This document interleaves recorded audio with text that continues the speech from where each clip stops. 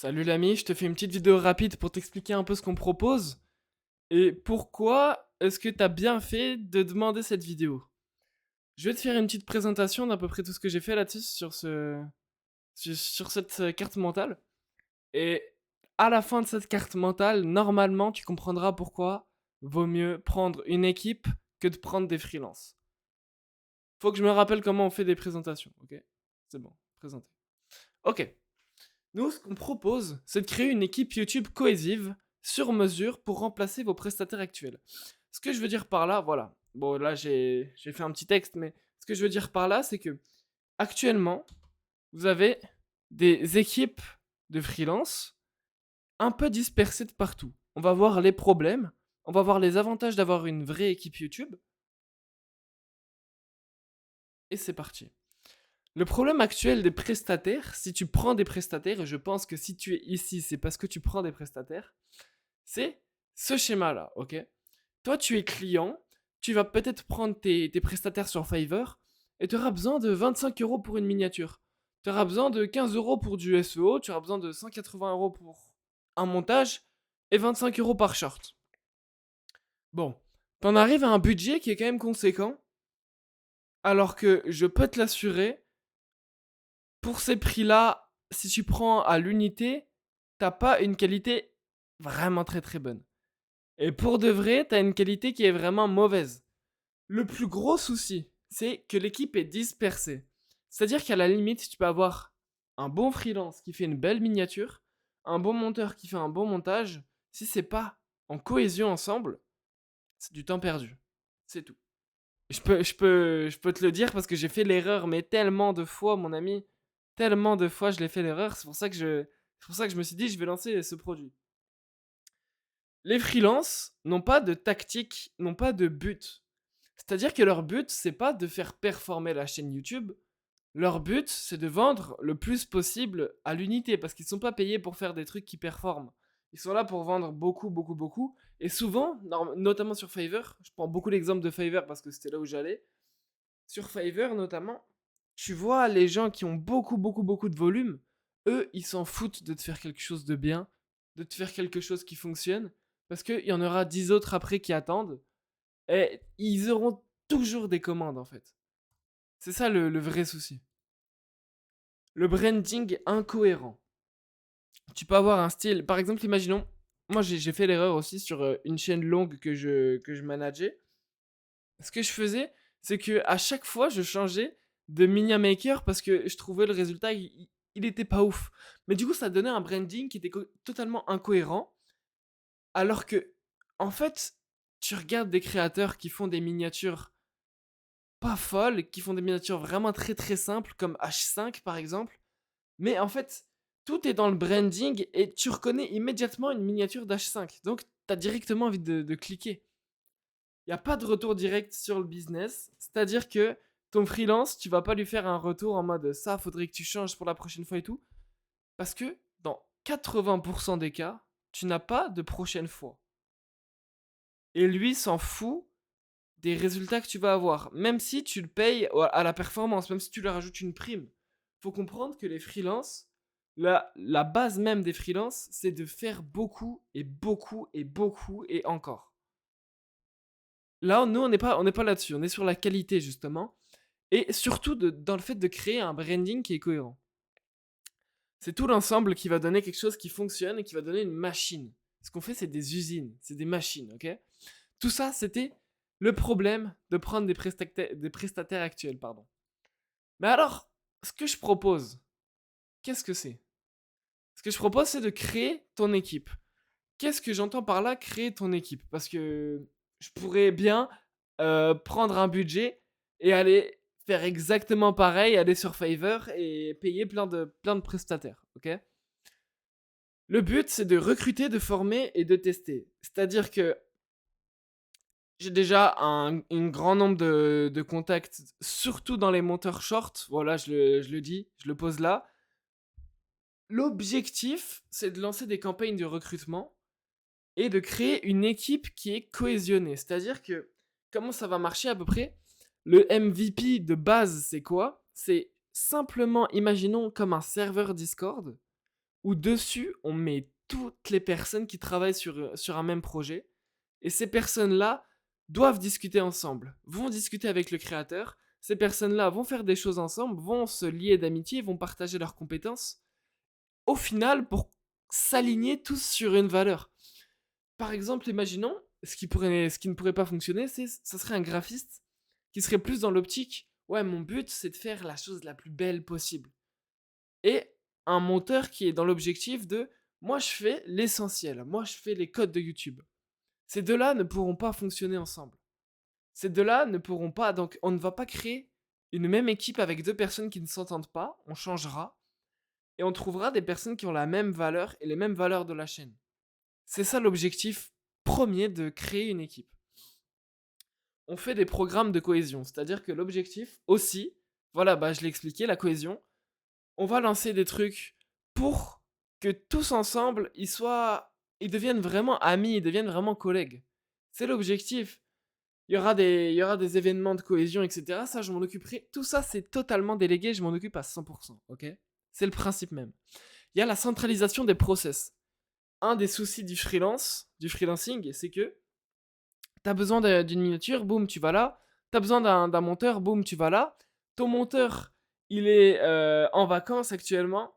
Ton graphiste, il est parti je sais pas où. Là, tu t'embêtes pas à envoyer 10 000 messages. Tu m'envoies un message à moi. Et moi, je m'en occupe. Peu importe ce que je fais, je m'en occupe et je trouve la meilleure solution possible. Parce que tout sera réuni ensemble. J'aurai juste à envoyer un message à toutes les personnes qu'on a recrutées.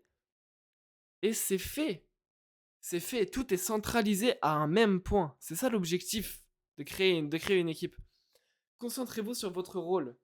Ce que je veux dire par là, c'est que toi, t'es pas forcément grosse ce que tu veux, grosse community, ce que tu veux, frérot. Toi, ce que t'es probablement, toi, j'ai vu que peut-être que tu fais des programmes sportifs. Tu peux faire plein de choses. Toi, t'es bon dans un domaine. Ton domaine, ça devrait être de parler devant la caméra, de faire rire les gens, de réussir à vendre un produit. Tout ça, c'est ton rôle. Et ça, tu sais le faire. Si tu fais du sport, ton rôle, c'est d'être bon en sport. C'est pas d'être bon à manager 10 000 freelances. Ça, c'est notre problème, ça. C'est à nous de le faire. Allège-toi l'esprit, frérot. C'est le principe. Une vision stratégique, quand tu as plusieurs personnes qui bossent sur un même projet avec une même vision stratégique, on a un plan, on crée un plan tous ensemble, ça change absolument tout, ok? Ça change surtout dans la vitesse de production. Ça, on le verra après. Dans la vitesse de production, c'est un truc de malade mental. Quand tu as une équipe où tu leur mets vraiment un plan à suivre, les gens ils vont se motiver entre eux, là où est le but de la cohésion, et tu vas avoir des productions. Tu peux demander 5 shorts, les frérots, ils vont te les faire, ils vont te les faire, ils vont te les faire. Tu peux demander 2 vidéos longues dans la semaine, boum, boum, boum, ils vont charbonner. C'est surpuissant, et c'est un truc que t'as pas du tout quand tu passes par des... Merde, quand tu passes par des freelances, qu'est-ce que j'ai fait? Quand tu passes par des freelances. Ça, c'est tout ce que je propose. Tu peux prendre un screen, tu peux faire ce que tu veux, tu peux me mettre sur pause. Le bénéfice concret et les bénéfices concrets. Est-ce que je peux avoir. Je suis pas sûr, dommage. Je crois que je peux pas avoir de stylo. C'est dommage. J'aurais bien aimé avoir un stylo, mais tant pis. Délégation totale. C'est-à-dire que toi, encore une fois, tu te concentres sur ton rôle. Ça, t'y penses plus. T'as plus besoin de te dire, ouais, aujourd'hui, il faut que j'envoie un message au monteur. Faut que j'envoie un message au graphiste. Tout ce que tu veux. Plus besoin, on s'en occupe. T'as besoin d'un truc, tu me demandes, je te réponds dans les 10 minutes. Ça, c'est le point le plus important. De tout le diapo là, si on devait garder qu'un seul point, c'était lui. Le rapport résultat-prix. T'as déjà pris des freelances, je suppose.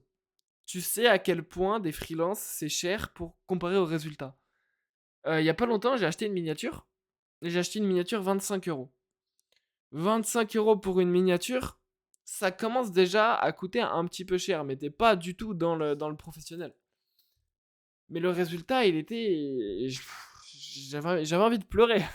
C'est vraiment, j'ai vu le truc, j'avais envie de pleurer parce que tu te dis 25 € pour ça. Résultat prix, c'est dégueulasse. Pour avoir une bonne miniature, il faudrait que je mette 100 € à ce point-là. L'objectif de tout ça, c'est que pour le même prix, et t'as deux choix, hein. Soit tu mets le même prix et t'as des résultats 3 fois plus élevés, soit t'as les mêmes résultats pour un prix 3 fois moins élevé.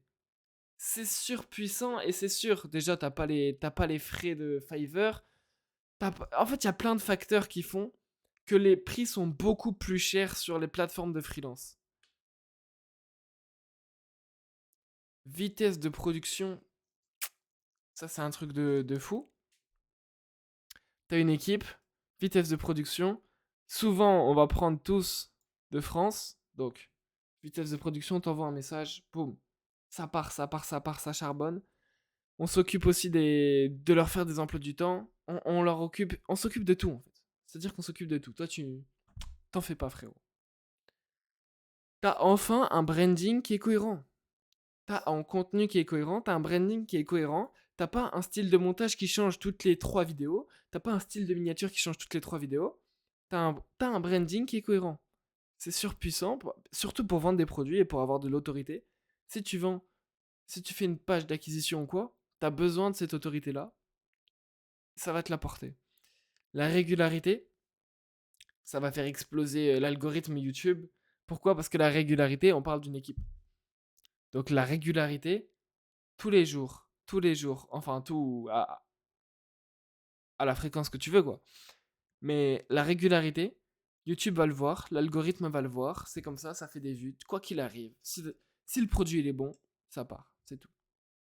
Pas besoin de plus. Tout ça, c'est les bénéfices concrets. Mais maintenant, mon rôle là-dedans, c'est quoi? Je suis le chef d'orchestre de tout ça, ok? Je suis ton bras droit, je suis ton conseiller, peu importe. Je suis pas au-dessus de toi. Tu m'envoies un message, je gère toute cette partie qui est de gérer les freelances, de gérer tout le monde. Je m'en occupe. C'est-à-dire que, est-ce que je dois me présenter? Je sais pas si je dois me présenter ou pas, mais voilà, ça fait 6-7 ans que je suis sur YouTube. J'ai fait des dizaines de milliers d'abonnés.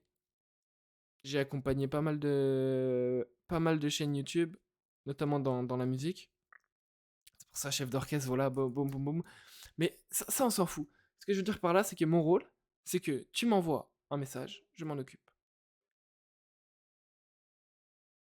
J'ai oublié ce que c'était que Sticone. Je je ne sais plus. Tu vois le professionnalisme ou pas? C'est c'est ouf. En tout cas, le résultat final de tout ça, c'est quoi? On crée une usine. On crée une machine de production. C'est-à-dire qu'on doit tout optimiser, on doit tout automatiser. C'est le principe de rendre. On va pas rendre ça industriel. Toi, tu gardes ton authenticité. Toi, tu t'inquiètes pas. Toi, tu t'occupes de faire ce que tu as à faire, c'est-à-dire de faire rire les gens, de donner de la valeur, d'avoir des bons contenus. Et nous, on s'occupe de toute la vitrine et de tout optimiser. On fait la partie chiante en fait. La partie que personne n'a envie de faire, on l'a fait. Et on l'a fait extrêmement bien parce que c'est des gens qui adorent le faire. C'est des gens pour qui c'est presque le métier, tu vois. Pour avoir des stats, les résultats finaux, ce sera des stats, tout simplement. Ça, c'est une stat que j'ai fait l'année dernière. 6000 abonnés en un jour, c'était mon record. J'ai jamais fait plus pour le moment. On va essayer de battre ce record. On va essayer de faire des stats pareilles, tout simplement. On va essayer de faire des stats pareilles. Vendre ton produit. L'objectif, c'est de t'emmener jusqu'à la phase où tu peux vendre ton produit. Mais vendre concrètement, on va t'accompagner là-dedans aussi, on va s'en occuper, il n'y a pas de souci. L'objectif, c'est que tu vendes, c'est que tu convertisses. Quoi qu'il arrive, c'est qu'à la fin, tes vidéos convertissent. Est-ce que j'ai besoin d'en dire plus? Qu'est-ce que ça veut dire convertir? Ça veut dire faire du cash. Exactement. C'est quoi la suite? Toi, t'es reposé, c'est la liberté, parce que t'as plus rien à penser, t'as plus rien à te dire. Waouh! Comme je l'ai dit tout à l'heure, waouh, je dois envoyer des messages à mes freelances. Waouh, lui, il m'a pas répondu. Lui, il a 10 heures de retard, qu'est-ce qu'il fait? Ma vidéo, elle va pas sortir à l'heure. Non, tranquille. Ça n'arrivera pas. Ça n'arrivera pas parce qu'on gère. Tout simplement. Des stratégies. On va mettre en place des stratégies concrètes. Stratégies short, notamment, pour certains contenus. Si on en. Ça, on va le voir tout ça dans la stratégie. Si dans la stratégie, On se dit que ce serait une bonne idée de faire des shorts, notamment pour les streamers ou quoi. On va le faire. Les shorts, ça a été mon domaine pendant longtemps. Voilà, j'ai fait pas mal de stats dans les shorts, notamment. On lancera des... Et ça, c'est... Franchement, les stratégies short, c'est l'une des meilleures choses qu'on propose. C'est un truc de fou comment regarder en automatisant. Enfin, en automatisant. Par des vrais humains. Mais on automatise quand même. Tous les jours, tous les jours, tous les jours, l'algorithme, il explose. C'est juste comme ça que ça marche, les amis, ok? C'est juste comme ça que ça marche. Le résultat final, c'est tout ça. Le résultat final, c'est toi qui fais des vidéos et qui a une chaîne qui est rentable. Tout simplement. Tout ça, c'est tout ce qu'on va te réaliser si tu nous rejoins, frérot. Mais c'est pas fini. Attends. C'est pas fini. Il y aura plusieurs phases, ok? Je sais pas pourquoi c'est comme ça, mais on voit quand même. La phase 1, c'est le cadrage. Je m'occupe à 100% du recrutement, de la sélection et de la cohésion. Je m'en occupe à 100%, ok? Si t'as envie de t'en occuper un peu, tu fais, y a pas de souci. Mais moi, je te le dis, je m'en occupe à 100%. Ensemble, nous mettrons en place la stratégie la plus optimisée pour atteindre les résultats en 90 jours en fonction de vos spécificités. L'objectif, c'est d'avoir des résultats, des vrais résultats concrets que tu peux palper en 90 jours.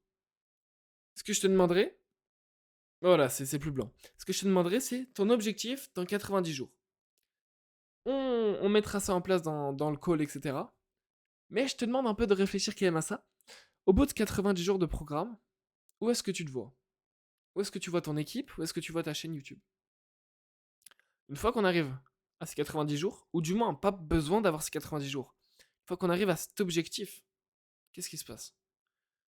Les moyens. On met en place les moyens.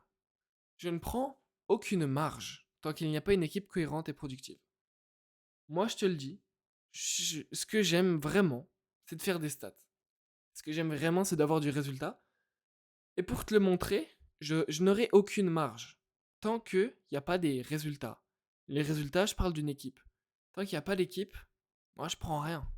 Parce que ce que je veux voir, c'est des stats exploser tout le temps. C'est des mecs qui ont la dalle. C'est des mecs qui ont envie et qui ont une bonne idée. Donc je ne prends aucune marge tant qu'il n'y a pas d'équipe qui est construite. On définira une enveloppe mensuelle qu'on pourra augmenter autant qu'on veut en fonction des résultats.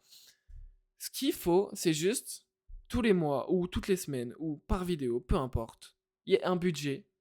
Un budget, je m'en occupe, je le répartis et je ne prends aucune marge, aucun frais sur cette équipe-là. Enfin, sur cette enveloppe-là, pardon. Qui fait ça? Qui fait ça actuellement? Qui a assez la dalle et qui a assez envie de voir des chaînes YouTube refaire des stats tout le temps au point de ne prendre aucune marge et de travailler gratuitement? Qui fait ça, tu vois? Après, par contre, je prendrai ma marge, hein, attention. La phase 3, pardon, c'est la croissance. Ce qu'on fera et ce qu'on va faire dès le début, c'est un feedback par semaine en analysant les datas, ok? Avec toute l'équipe, il nous faut au moins un feedback par semaine où on prend tous les contenus qu'on a fait, on fait un feedback tous ensemble, et il faut que on arrive à ce que le graphiste donne des conseils au monteur. C'est ça le truc. Ça dépend. Après, on passe sur une phase qui dépend de la niche où on est. Le développement du produit. Est-ce qu'on développe des produits? Est-ce que vous êtes plus une marque? Est-ce que vous voulez plus développer des produits et les vendre directement? Est-ce que vous êtes plus des youtubeurs? Est-ce que vous recherchez plus des partenaires? On va choisir un des deux et on va le faire. On va s'en occuper aussi. On s'occupe de tout. Pourquoi? Parce que moi, je vous le dis, je suis pas le meilleur monteur de la Terre. J'ai fait beaucoup de montage, mais je suis pas le meilleur monteur de la Terre. Je suis pas le meilleur graphiste de la Terre. Par contre, je connais les gens qui savent le faire. C'est pas moi qui vais appeler les marques, pas forcément. Ce sera la personne qui sera le plus qualifiée pour le faire. C'est ça tout le principe de ce produit-là. C'est que c'est pas un mec qui fait tout, c'est pas toi qui va tout faire, c'est pas moi qui va tout faire. Moi, je m'occupe de choisir les bonnes personnes et c'est comme ça qu'on réussit.